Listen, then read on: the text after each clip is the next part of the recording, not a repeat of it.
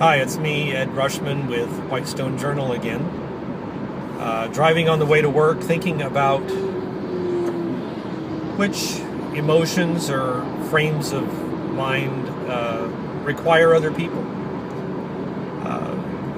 Thinking this morning about gratitude. Somebody a long time ago, I guess, had the quote that the problem with atheists is that when they're grateful, they don't have anybody to be grateful to. And of course, some people think, well, no, you can just feel grateful without anybody else around.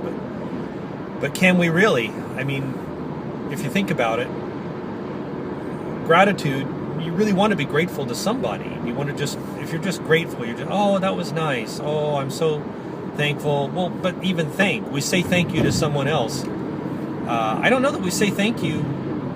I mean, for me, because of God, everything is always thank you to God. But I don't know, if you are watching this and you don't believe in God, then what do you say thank you to? I mean, if something really nice happens and you think, wow, that was really unexpected, and it didn't come from a person, it was some situation that worked out.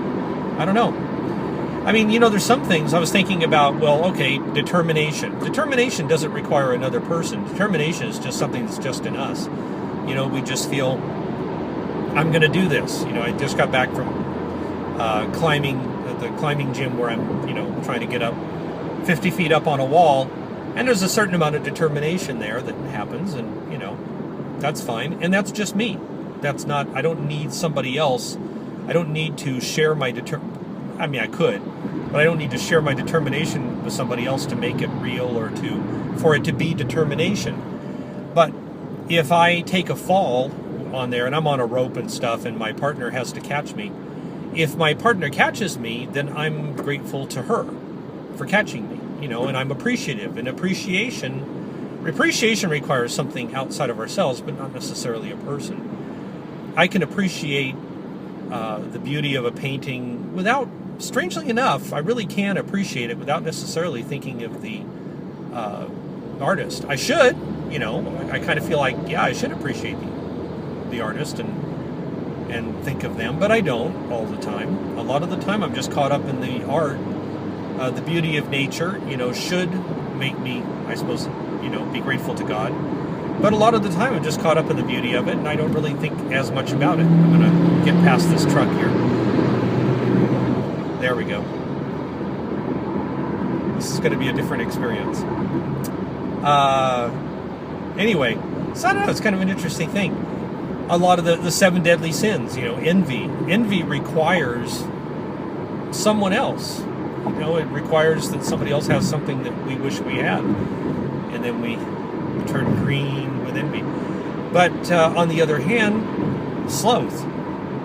Being lazy, does that require anybody else? Maybe not. We could pretty much, I could be perfectly lazy without anyone else. I'm certainly depriving someone else. I'm depriving someone else of a lovely video like this, or I'm depriving somebody else of my talents doing something, or I'm depriving my employer of the work that they have a right to expect from the wages they pay me. But really on its own, I can feel lazy without anybody else. There's no object to my laziness exactly. Anger generally has an object, and being angry with myself, that doesn't require somebody else. It requires an object. So there's that. But I don't know, just kind of an interesting thing. Maybe think about what emotions, what feelings require someone else, not just as an object, but demand someone else to share them with even.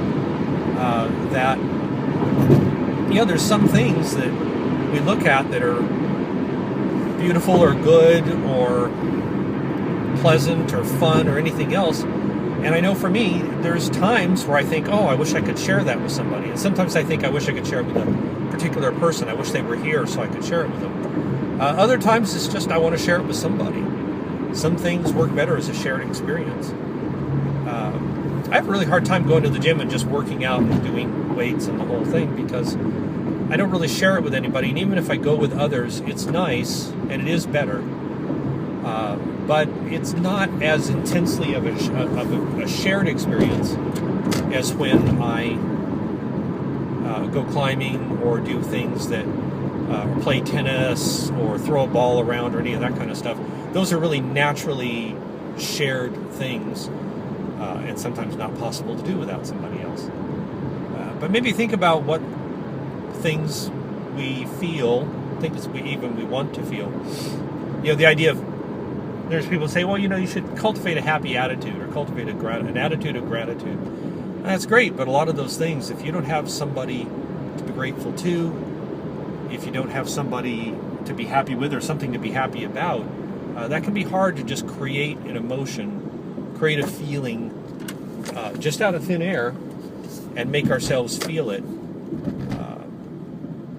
with nobody else. And having just done this long hike for a few days, it's really made me think about some of these things and how on that hike I was never alone. I always had someone to appreciate, someone to share it with. And in the end, our faith is about relationship. And it's a relationship with God, and we say that. But I don't think it ever hit me as intensely before how much it really is someone not just to be grateful to, but to enjoy things with, and who we know will always appreciate it. A friend who's there, and then at the same time that our conduct and stuff, we want to be better with that friend. You don't want to be with a friend. You don't want to go out to dinner with a friend and be in a bad mood and just spoil the whole dinner. I mean, not like that always happens, but I've been in a lousy mood. Sometimes I feel better, but if I feel better, a lot of the time it's because I'm there with that person, and just the company it lifts my spirits over time. So being in a lousy mood, it isn't that God is chastising us for being in a lousy mood. It's that you can't be with a friend that long in a lousy mood and not feel better when the friend is someone who is wonderful and funny, and God is funny. Funny and fun and interesting, and God is all those things. At least for me, He's interesting and funny, and He makes me laugh. He teaches me things. Better take care of my business here. There we go. So I'm just about here, and I got to get back to work. But something to think about. What do we need? What emotions, what feelings really demand someone else to enjoy them with, or to give them to?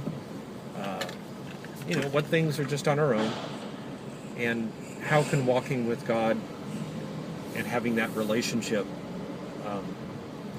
make our life richer, simply because we have somebody there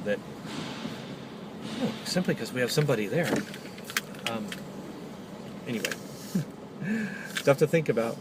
I'm Ed Rushman, Whitestone Journal.